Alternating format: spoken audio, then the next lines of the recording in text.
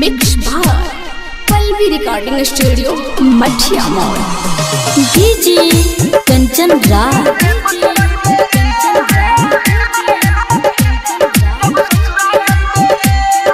नीम चौक चौसीमा वैशाली।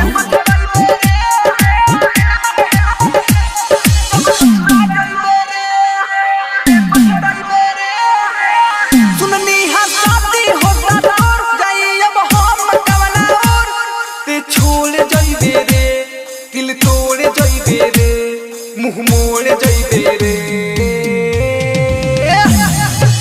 पछताइबे रे जब ससुरा जइबे रे फिर पछताइबे रे जब ससुरा जइबे रे।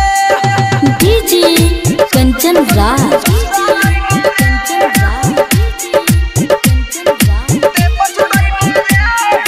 नीम चौक चौसीमा वैशाली।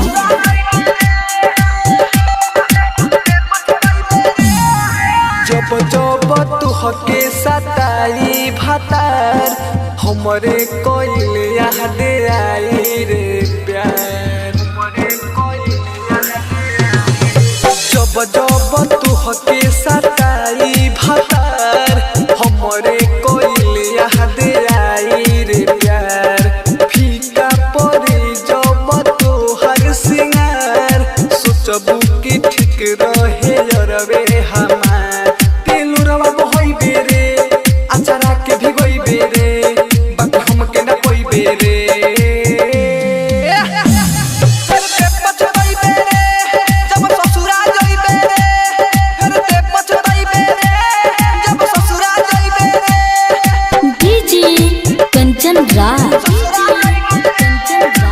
मिक्स बार पल्लवी रिकॉर्डिंग स्टूडियो मठिया मोड़। नीम चौक चौसीमा वैशाली। छेला तुहसे ही है हमर जीत छोड़ तारे काहे बना के आपन मीत।